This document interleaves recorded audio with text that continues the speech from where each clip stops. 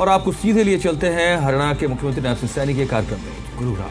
फैली हुई कुरीतियों का उस समय में डट करके विरोध किया, चाहे वो विधवा विवाह था, उसका उन्होंने समर्थन करने का काम किया है। महिलाओं को शिक्षा का अधिकार दिलाने का काम, छुआछूत को खत्म करने का काम और समाज को सशक्त और मजबूत बनाने का काम महात्मा ज्योतिबा फुले ने किया है। आज उनकी जन्म जयंती को लेकर के हम एकत्र हुए। मैं राष्ट्रीय सैनिक सेवा समाज के तमाम पदाधिकारियों का दिल से धन्यवाद करता हूं कि उन्होंने ऐसे महान व्यक्तित्व की जयंती के अवसर पर हम सबको एकत्र करने का काम किया है। ऐसे महापुरुष को याद करते हुए राष्ट्रीय जागृति महासम्मेलन का आयोजन करना और उनके प्रति चर्चा और उनके प्रति सच्ची श्रद्धांजलि। भाइयों, उन्होंने अपने विचारों, संघर्षों और कर्मों से सामाजिक परिवर्तन करने का काम महात्मा ज्योतिबा फुले ने किया है।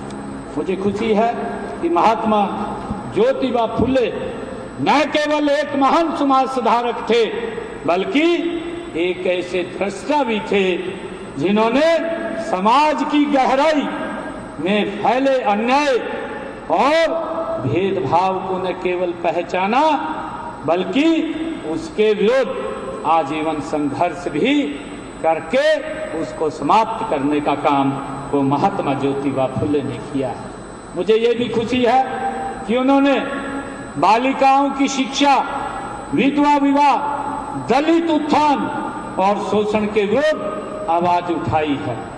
उस दौर में जब ये बातें सोचना भी कठिन था, उनका कहना था, महात्मा ज्योतिबा फुले बोलते थे कि शिक्षा ही व्यक्ति और समाज का उत्थान कर सकती है। ये महात्मा ज्योतिबा फुले का विचार है।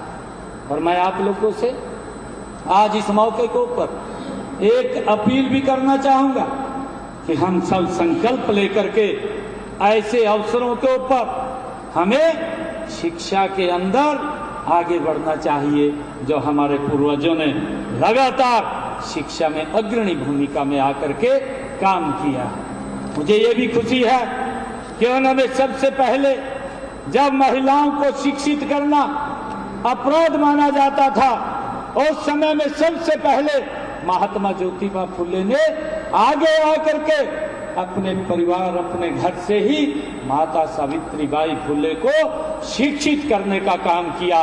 शिक्षित करने का ही काम नहीं किया, देश के अंदर सबसे पहले महिला विद्यालय खोलने का काम भी अगर किसी ने किया है तो महात्मा ज्योतिबा फुले ने किया है।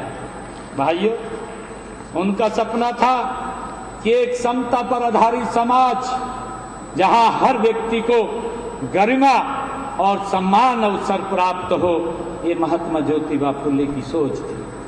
आज जब अखिल भारतीय सैनिक सेवा समाज महात्मा ज्योतिबा फुले की जयंती पर राष्ट्रीय जागृति महासम्मेलन का आयोजन कर रहा है, तो यह उनके प्रति सच्ची श्रद्धांजलि उनको होगी। मैं इनका दिल से धन्यवाद करता हूं। यह एक संकल्प है, हम उनके अधूरे कार्यों को पूरा करेंगे। समाज में समरसता और समता का निर्माण हम करेंगे। आज ये संकल्प लेकर के हम यहाँ से जाएंगे। मुझे खुशी है कि आपकी संस्था राष्ट्र व समाज के उत्थान और कल्याण के लिए विभिन्न प्रकल्प भी चला रही है। आप जरूरतमंद बच्चों को पढ़ाई, पर्यावरण संरक्षण के लिए पौधारोपण जैसे अभियान चला रहे हैं।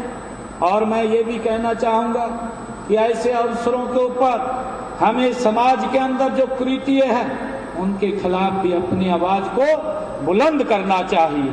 हमें ऐसे अवसरों को ये भी संकल्प लेना चाहिए कि मृत्यु भोज और दहेज प्रथा जैसी सामाजिक कुरीतियों को भी के खिलाफ जन चेतना का अभियान मिलकर के हमने चलाना चाहिए। मैं इसके लिए अखिल भारतीय सैनिक सेवा समाज से जुड़े प्रत्येक सदस्य की मैं सराहना करता हूँ। महात्मा ज्योतिबा फुले जी ने हमें यही सिखाया है कि कर्म ही पूजा है। उनका संदेश एक ही है कि श्रम और समर्पण से ही समाज का नव निर्माण संभव है। उनकी हम सब जानते भी हैं कि महात्मा ज्योतिबा फुले की धर्मपत्नी माता सावित्रीबाई फुले जी भी एक महान समाज सुधारक रही हैं। उन्होंने महात्मा ज्योतिबा फुले के साथ कंधे से कंधा मिला करके उन सामाजिक बुराइयों को समाप्त करने में अपना महायोगदान दिया है। और महिलाओं की चाहे शिक्षा की बात है, महिलाओं को चाहे सशक्तिकरण की तरफ उनके अधिकारों को लिए उन्होंने अपना दिलाने के लिए जीवन लगाया हो, ये प्रेरणा अगर कहीं से मिली है तो महात्मा ज्योतिबा फुले ने उस समाज को दी है। महात्मा फुले जी के आदर्श हमारे लिए दिशा सूचक भी हैं। उन्हीं के ही अनुरूप माननीय प्रधानमंत्री नरेंद्र मोदी जी ने सबका साथ, सबका विकास, सबका विश्वास और सबका प्रयास का मंत्र आदरणीय नरेंद्र मोदी जी ने दिया है। इस पर निरंतर हम मिलकर के काम कर रहे हैं।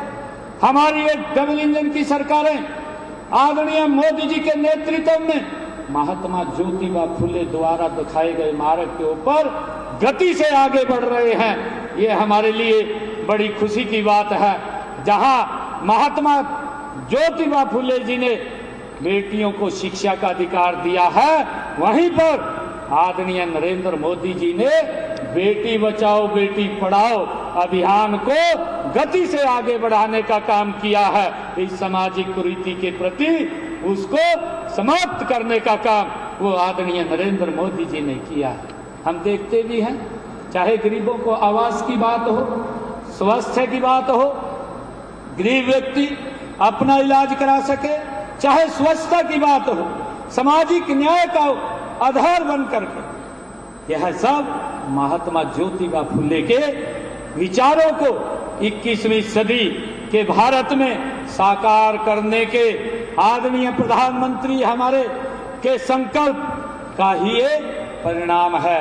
इसको लेकर के गति से हमारी सरकार आगे बढ़ा रही है। मुझे खुशी है कि सैनी समाज एक का इतिहास प्राचीन और गौरवशाली रहा है। आपने हमेशा से ही श्रम, त्याग और सेवा को अपना धर्म माना है। कृषि, बागवानी और जन सेवा में इस समाज का महत्वपूर्ण योगदान अतुलनीय रहा है। सामाजिक क्रांति के अग्रदूत महात्मा ज्योतिबा फुले वह भारत की प्रथम महिला शिक्षिका माता सावित्रीबाई फुले समाज, ये हमारे सैनी समाज के रत्न हैं। वे समाज के हर वर्ग के प्रिय हैं, वे अज्ञात शत्रु हैं। उन्होंने समाज में विशेषकर महिला शिक्षा के क्षेत्र में क्रांतिकारी कार्य किए हैं। इसी प्रकार हमारा कमजोर वर्गों के उत्थान के लिए उन्होंने अपना जीवन लगाया है। मुझे ये भी खुशी है कि इस समाज ने बड़े महान ऐसे हीरे दिए हैं। हम सब उनके बारे में जानते भी हैं, हम सबको मालूम भी है। हम ये भी जानते हैं कि हमारे समाज से ही संत लक्ष्मी दास जी महाराज जो एक बड़े संत हुए हैं जो पूजनीय हैं।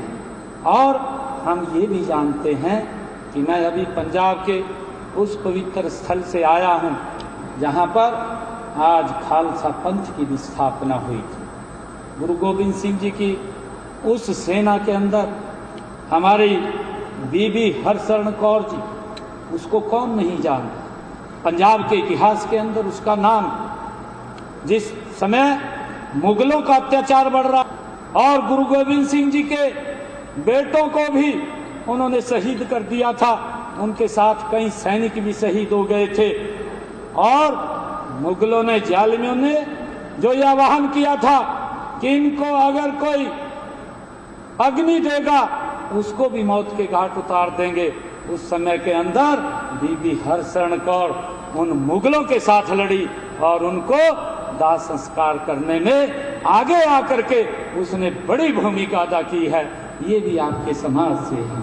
हम ये भी जानते हैं कि आपके ही समाज से जो हमारे बल्लभगढ़ रियासत के गुलाब चंद सैनी जी और बिहार में सामाजिक क्रांति के अग्रदूत रहे बाबू जगदेव प्रसाद जी, और जैसे महान समाज सेवक हॉकी के जादूगर मेजर ध्यानचंद जी, जिनके नाम से आज रत्न अवार्ड भी दिए जाते हैं। मुझे खुशी है कि जैसे खिलाड़ियों तथा चंडीगढ़ में रॉक गार्डन के निर्माता नेकचंद जी जैसे जो हमारे पद्मश्री जिनको अवार्ड मिला है, ऐसे महान कलाकार भी इसी समाज की ही देन है। मुझे खुशी है कि स्वतंत्रता में भी, आंदोलन में भी आपके समाज से बड़ा योगदान रहा है। आजाद हिंद फौज के सेनानी सरदार महेंद्र सिंह जी व अजीत सिंह जी तथा हरि सिंह जी सैनी जैसे स्वतंत्रता सेनानी इसी समाज ने ही दिए हैं। मुझे ये भी खुशी है कि महात्मा ज्योतिबा फुले जी जैसे महापुरुषों द्वारा दिखाए गए मार्ग पर चलते हुए हरियाणवी एक की भावना से सभी वर्गों के कल्याण व उत्थान के लिए निरंतर हमारी सरकार कदम से कदम मिला करके आगे बढ़ रही है। ये मेरे लिए बड़ी खुशी की बात है। हम सब जानते भी हैं देश के यशस्वी प्रधानमंत्री आदरणीय नरेंद्र मोदी जी के कुशल नेतृत्व में जो सबका साथ, सबका विकास, सबका प्रयास और सबका विश्वास की नीति पर आगे हम बढ़ रहे हैं। हमारी सरकार ने गरीबों का कल्याण और हमारा संकल्प था, संकल्प है और संकल्प हमारी सरकार का रहेगा। आदरणीय मोदी जी के नेतृत्व में हम गति से इसको आगे बढ़ा रहे हैं। मुझे ये भी खुशी है कि विकास हमारा आधार गरीब का सशक्तिकरण है। लास्ट माइल डिलीवरी पर फोकस के लिए इन वर्गों का जीवन बदल दिया है। वंचितों की सेवा का यह संकल्प सच्चा सामाजिक न्याय है। ये हमने संकल्प लेकर के हमारी सरकार काम कर रही है। मुझे ये भी खुशी है कि हमने जब से ये जिम्मेवारी मिली है तब से आकर के ओबीसी समाज के लिए हमारी सरकार ने आदरणीय मोदी जी के नेतृत्व में जो क्रीमी लेयर की व्यवस्था 8 लाख रुपए थी, हरियाणा के अंदर भी हमने उसको 8 लाख रुपए करने का निर्णय किया। और भाइयों, हमने ये भी निर्णय किया ओबीसी समाज को पंचायती राज संस्थाओं चाहे स्थानीय निकाय संस्थाओं के अंदर भी 5% का आरक्षण देने का काम ये हमारी सरकार ने किया है। हमने ये भी निर्णय किया है कि पिछड़े समाज के बच्चों जो गरीब परिवार से आते हैं, पढ़ाई का खर्चा उठाना उनके लिए बड़ा मुश्किल होता है। हमने निर्णय किया है जिन परिवारों की इनकम 3 लाख रुपए से कम है, ऐसे परिवारों के बच्चों को देश में पढ़ाई के लिए, विदेश में पढ़ाई के लिए, देश में पढ़ाई के लिए 15 लाख रुपए, विदेश में पढ़ाई के लिए 20 लाख रुपए 4% ऋण के ऊपर देने का हमने निर्णय किया है। और हमने ये भी निर्णय किया है, अभी हमारी सरकार ने ये बड़ा निर्णय किया है कि अपने संकल्प पत्र में हमने कहा था कि देश के किसी भी सरकारी कॉलेज, किसी भी मेडिकल इंजीनियर कॉलेज में पढ़ने वाले बच्चे को जो पिछड़ा समाज से है, ऐसे बच्चे की, और चाहे अनुसूचित वर्ग से है, ऐसे बच्चों की पढ़ाई का पूरा खर्चा हरियाणा सरकार देगी। ये निर्णय भी हमने अभी किया है।